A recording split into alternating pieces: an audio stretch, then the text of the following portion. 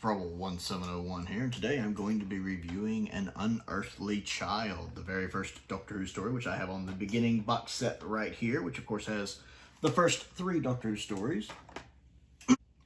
With the recent passing of William Russell, I kind of wanted to go back and do something just kind of to dedicate to him. And I thought, well, I haven't watched An Unearthly Child in a long time. It's not a story I've seen before. I've only seen it a couple times before. So it felt like a great opportunity to go back and celebrate his work as Ian Chesterton, watching the original Doctor Who story. Plus, it gave me a chance to actually watch the original pilot, which, even though I've had this DVD set for a while, I've never watched the original version of the pilot before. I've only seen the transmitted one. So it gave me a chance to watch the original version of the pilot and to watch the little bonus features where it actually showed some of the filming, including a couple takes of the scene that didn't make it into the pilot or the broadcast version, which is pretty interesting to see. And it gave me a neat chance to see the differences between the pilot version and the transmitted version. I kind of like both, actually. That first episode of An Unearthly Child, episode 1, is so iconic for so many reasons. It really is such a mystery as to what's going on with Susan, why she's so different, why she's the way it is, and the way the story peels that away in layers that I think most of us, when we watch it, don't appreciate, because most people don't watch An Unearthly Child as their entry point into Doctor Who. Most people who watch this story are people who are going back and watching it, having discovered Doctor Who with some other episode. So they already know about the Doctor and the Tardis, and he's a Time Lord, and la la la la la la la. You already know what the show is about. So imagine seeing this first episode without any of that foreknowledge and going into it with that frame of mind and basically being in Ian and Barbara's shoes. They're kind of our eyes and ears in this story as we're discovering what's going on as they're discovering it. Is neat. It's interesting to see. And it's not really that complicated. I mean, you basically have Ian and Barbara talking about Susan, then Ian and Barbara talking to Susan, then Ian and Barbara talking in the car, Ian and Barbara operating inside the junkyard, then later when the Doctor, when he shows up in the junkyard, and then the final scene in the TARDIS. That's basically the episode. So you basically have Ian and Barbara, who are basically the characters we're introduced to, and they're talking about Susan, and we're seeing Susan in the flashbacks.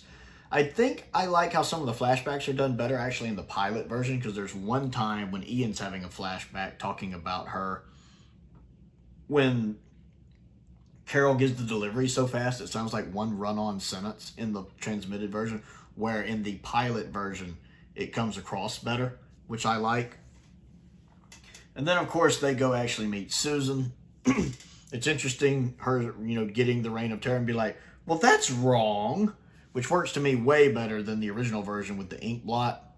The ink blot never really made sense to me. I much prefer with her reading the book and saying what's wrong. In the transmitted version, that works better. Some of the dialogue changes in the transmission version I do like better. And then we have the scene, of course, of Ian and Barbara in the car talking. And that's there's really 3 different versions of that, because you have the version that's not used, the pilot version, and then the transmitted version. And all 3 versions are good, although the transmitted one might be my least favorite. Although I think the others are a little more overly lit, so it's kind of hard to believe it's in the dark. That in the car looks like it's positioned right in front of the foreman gateway to the junkyard, so it's kind of weird that Susan doesn't see him. Willing suspension of disbelief. But it's a fun conversation between them when they're in the car at the junkyard waiting on Susan to get there. I like how, once again, this very odd child who's very brilliant in some ways and not very brilliant in other ways, that's quite fascinating. And then, of course, they go in the junkyard and there's no sign of her. And so they're looking for her, and that's when they discover the TARDIS. And it's unusual for a police box to be there. And they talk about how they feel the hum coming from it. With Ian going, it's alive, because they can feel the energy coming from it, the humming it's making. Him walking around it, not seeing anything. And then, of course, the Doctor showing up. And the Doctor starting to go in when he realizes someone's there. And William Hartnell is so phenomenal in this scene. Both scenes. this first episode, William Hartnell is just so good. He has this measure of knowing he's the smartest person in the room while still somehow maybe thinking he's smarter than he is. He's a little arrogant, this first Doctor, a little full of himself, just because he knows he's the smartest one in the room. And he does kind of look down on them because they're just humans after all. I love the way Hartnell's pulling all of this off. The bit about him saying, oh, there's no one here. Obviously, you can see there's no one here in this junkyard. You're trespassing. We're going to fetch a policeman, and you're coming with us. Oh, will I? Or am I? I forget if he says will I or am I. Oh, am I? I love the way Hartnell does that line in the pilot version and in the transmitted version. That is one of the best lines I've ever heard the Doctor give. It's just the way Hartnell says it. And you're coming with us. Oh, am I? I love the way he does that. I just do. I love that. In both versions, the pilot version does it really well too, and how he kind of walks like, no, I think I'll stay here. And I love how you see Ian and Barbara in the background kind of talking about what they need to do. And I know Susan's here. We got to find her. La, la, la, la, la. And the Hartnell's over there like, how do I get them out of here? What do I do? You can see him thinking. You see the gears turning as his eyes are shifting. It's a great performance by Hartnell. And William and Jacqueline. And then, of course, you know, Susan's like, grandfather, what are you doing out there? And he's like, close the door. And that's when they go inside and you see the inside of the TARDIS. What a great set. It's amazing that the TARDIS interior has stood up so well. It's such an iconic look. And it ages so well. I mean, you could use that TARDIS now, or a modified version of a classic TARDIS now, and it would still work just fine. I mean, even the current Shooty-Gatwa TARDIS really is a modern-day version of that old TARDIS, if you think about it. And that works. I like the 14th, 15th Doctor TARDIS a lot. And then, of course, you have them talking and explaining what's going on about how the ship can move, how it can travel through time and space. And you get that famous line from Ian about, you know, a thing that looks like a police box standing in a junkyard. It can move anywhere in time and space. That's a pretty cool line. Although I think in the original version he says stuck in a junkyard instead of standing. I think that's pretty neat.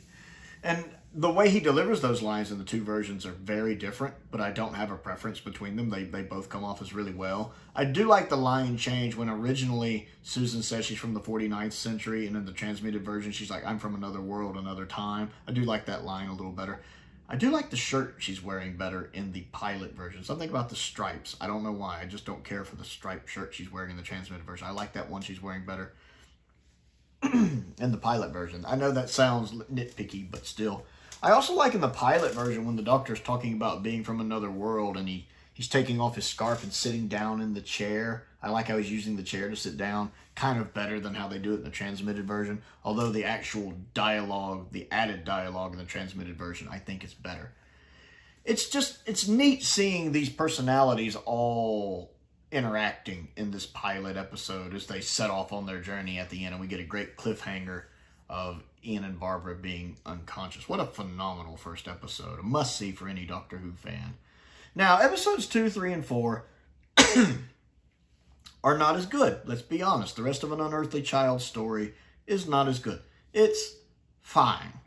It's a little underrated. Some people would say you could just skip straight from the very first episode to the Daleks, which you can, to be fair.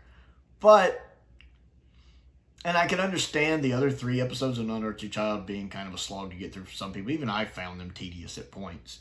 Episode 2, listening to the cavemen talking their kind of cave speak, the cavemen and cave women, and that kind of primitive speak they're doing, started grating on my nerves, I'll admit.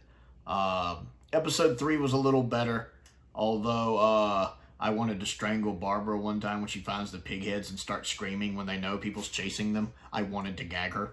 And it's unusual. It seems out of character for Barbara, because Barbara's typically written as a pretty strong female character. I mean, even in the first episode, she's written as a very strong character, which I like. But to be fair, this is all new to her. She's been through a lot. I kind of get it. But when she started screaming and screaming, I'm sitting there going, you be quiet, they're right there. You fucking gag her. Yeah, I would have, ooh. That's the thing I'm used to being, I'm used to Susan doing. But they had Barbara doing it here. I didn't like that. And then there's a couple times she fell. I'm like, what is it with the women falling in this story? Stop falling. But they're probably running around in heels too. I mean, I'm not sure, but still, like, stop falling. Nitpicks, little nitpicks. The episode 3 cliffhanger I liked, when they almost make it back to the TARDIS and you see the cavemen rise up. That's a pretty cool little cliffhanger. Episode 4 picked up. It is my favorite of the other 3 episodes, the cavemen episodes, basically. It really gets moving when you have the leader fighting the guy who wants to be leader. I really like how the footage kind of changes there to where you have the flames dancing around them. The incidental music's really good there. It kind of lulls again after that for a bit, but then it picks back up when the TARDIS team's making their escape. And again, the incidental music there is really good. I really like what it's doing. And I like the fact that they just run into the TARDIS and get out of there. So the 4th episode is definitely the best of 2, 3, and 4. But they are a little tedious to get through. I can understand someone watching the first episode and just skipping on to the Daleks, to be honest.